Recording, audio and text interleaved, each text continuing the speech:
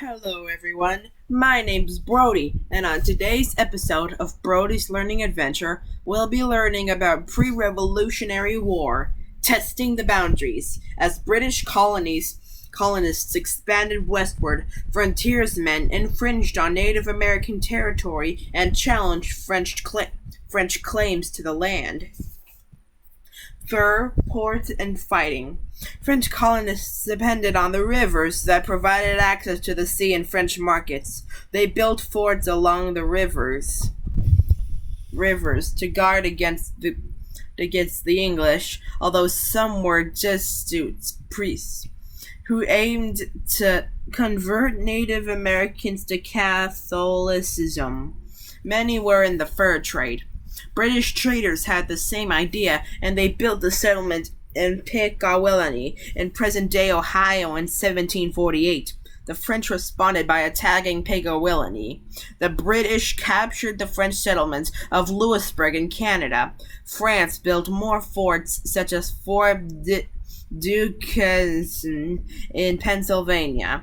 Alliances. Seeing that full-on fighting was coming, the British and French searched for Native American allies. Perhaps because the French were fewer in numbers, traded European goods, and didn't encroach on the native people's land, the French made a better relationship with the local Native Americans. They had allies in the Algonquin and Huron tribes, as well as others. The British got help from the Iroquois League. The Native Americans' main objective was to protect trade in their own land, so they joined whichever side seemed least harmful.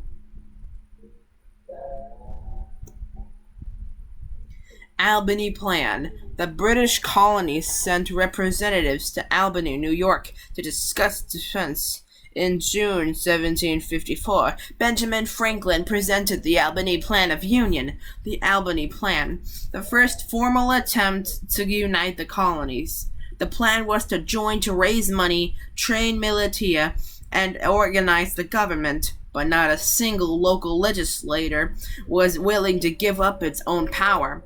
Militia was an army of amateur soldiers put together in a time of need. So the colonies continued fighting on their own, often losing. Here's an example of militia. Have you ever heard of the Irish cartoon Skunk Fu? He is still an apprentice, yet fights ninja monkeys. That is a militia. George Washington. In 1753, a young surveyor was sent by the Virginia governor to find French settlers in the Ohio River Valley and convince them to leave. His name was George Washington, and he was 21 years old. The French refused, so in 1754, the governor made Washington an officer in the colonial militia and sent him back with troops. Washington attacked the French scouting party, which the French claimed were on a diplomatic mission. The French also said that among the 10 people killed was a French diplomat. Afterward, Washington built a smaller fort for necessity near Fort Dickinson. Often though he had a small experience and a few men, Washington attacked Fort Dickinson. He was defeated, but the attack was the beginning of a war, and Washington's bravery made him a hero in Virginia.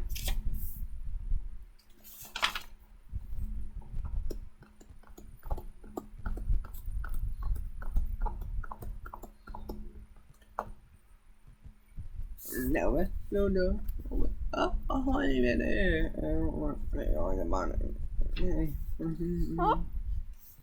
The French and Indian War, 1754 to 1763, part of the 7 Years' War, 1756 to 1763. The French and Indian War between Britain and France also became known as the 7 Years' War when it turned into a larger European conflict. The French and Indian War was the first war that started in the colonies and spread to Europe. Europe split into two factions, countries that sided with England and countries that sided with France, and war broke out across Europe. Meanwhile, the British didn't want a strong army in America. In 1755, King George II sent General Edward Braddock to command the colonial forces. George Washington advised Braddock to fight Indian style, and that the European style of combat, his army's bright red coats and method of lining up in columns, was a disadvantage. But Braddock ignored the advice. He was soon killed on a surprise attack. The Redcoats took huge losses. Redcoats were British soldiers, so called because of their official uniform of a bright red jacket. British Secretary of State, later the Prime Minister, William Pitt, was determined to drive the French out of British territory. The fighting was costly. There would have to be payback. He sent more troops. The tide turns.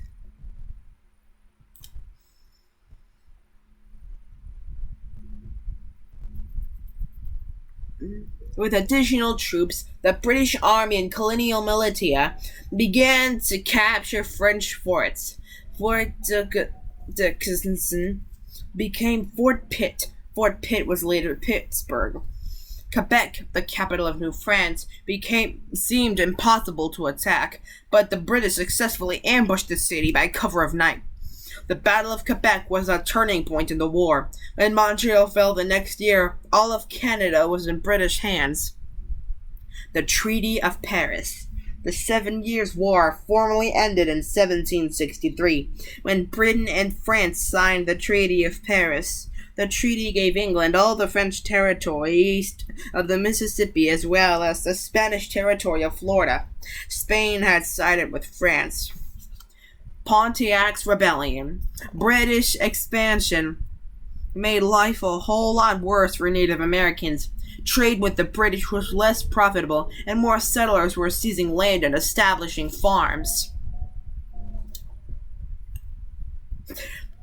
An Ottawa chief named Pontiac tried to unite Native Americans against the British. In early 1763, his forces took the fort at Detroit and attacked forts and settlements along the frontier. Pontiac's Rebellion, or Pontiac's War, continued until he was killed in 1769, and the British defeated his allies.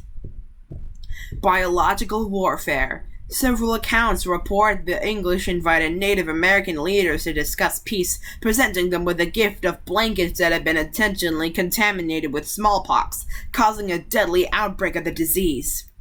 The Proclamation of 1763. To prevent more clashes between settlers and Native Americans, King George III issued the Proclamation of 1763, making it illegal for settlers to live west of the Appalachian Mountains. This angered settlers, some of whom had already purchased land that was now out of bounds. They didn't understand why they couldn't just live wherever they wanted, and the proclamation was routinely disobeyed. The stage was set for more conflict between the colonies and Britain. Here's a quiz to see if you've been paying attention.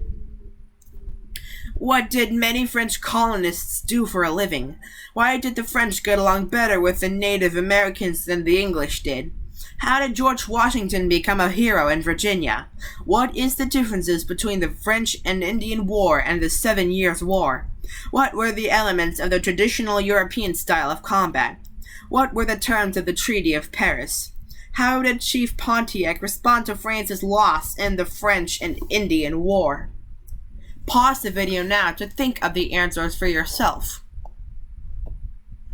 On to the answers. 1. They were fur traders. 2. They traded with the Native Americans and did not settle on their land. 3. His bravery at the start of the French and Indian War at Fort Dickinson made him famous. 4. The French and Indian War became known as the 7 Years' War when it grew into a larger European conflict. 5. Organized ranks, usually wearing bright uniforms. 6. The treaty gave England all the French territory east of the Mississippi, as well as the Spanish territory of Florida, because Spain had sided with France. And 7. He attempted to unite Native Americans against Britain. Be sure to like, comment, subscribe, and hit the notification bell so that way you won't miss any of my new episodes. This is Brody, signing out.